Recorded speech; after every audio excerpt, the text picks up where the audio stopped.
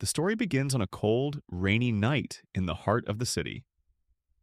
Marcus Johnson, a 35-year-old federal prosecutor, is walking home after a long day at work. He's just won a landmark case against a corrupt police department, a victory that has made him both a hero and a target.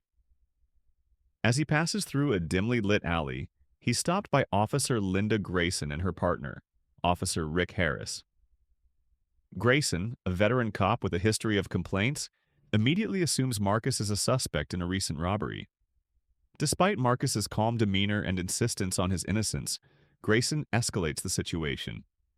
She uses racial slurs, demands he kneel, and when he refuses, she physically assaults him.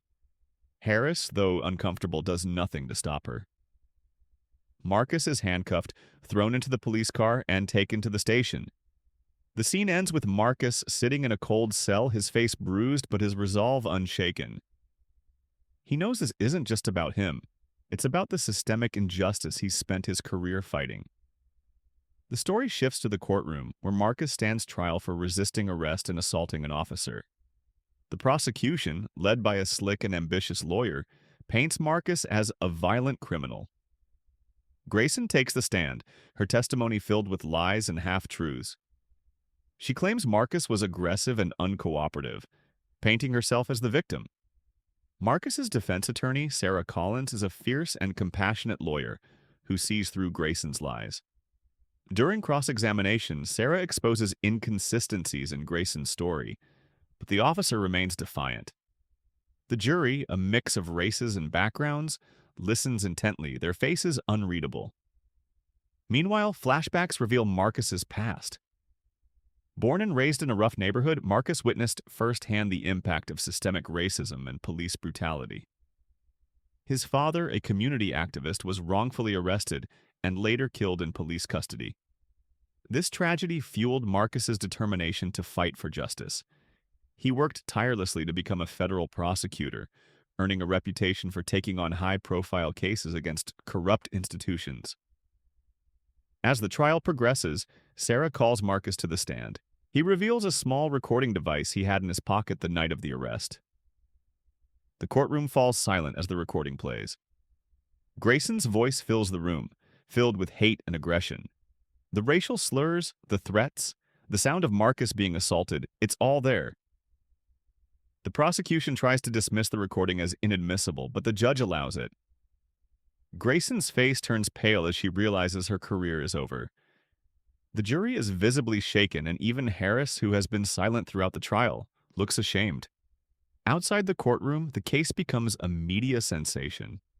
Protests erupt across the city, with activists demanding justice for Marcus and accountability for the police. Marcus's face is everywhere, a symbol of resilience in the fight against systemic racism. The trial reaches its climax as the jury delivers its verdict. Marcus is acquitted of all charges, and the judge orders an investigation into Grayson's conduct. Grayson is suspended from the force, and Harris, though not charged, resigns in disgrace. Marcus's victory is bittersweet.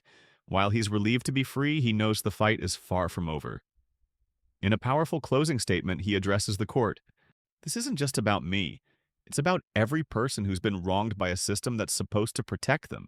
It's about holding people accountable, no matter who they are. Justice isn't just a word, it's a promise. And I intend to keep fighting until that promise is fulfilled." The story concludes with Marcus returning to his work as a federal prosecutor. He's promoted to lead a new task force on police reform, a role that allows him to continue his fight for justice on a larger scale. Meanwhile, Grayson faces the consequences of her actions. She's charged with perjury and assault, her career in ruins. Harris, though not charged, struggles with guilt and eventually becomes an advocate for police reform, working to atone for his past mistakes. The final scene shows Marcus walking through the same alley where he was arrested. This time, the sun is shining and the streets are filled with people, activists, community leaders, and ordinary citizens, all united in their fight for justice. Marcus smiles faintly, knowing the road ahead is long, but feeling hopeful for the first time in a long time. The story ends with a series of vignettes showing the impact of Marcus's case.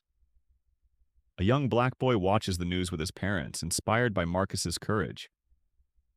A police officer moved by the case speaks out against racism within his department. A community center funded by donations from Marcus's supporters opens in the neighborhood where Marcus grew up. The final shot is of Marcus standing at a podium, addressing a crowd of thousands. His words echo through the streets. Justice begins when we stand up for what's right. It begins with a single voice, unbroken and unafraid. Together, we can build a world where justice isn't just a dream, it's a reality,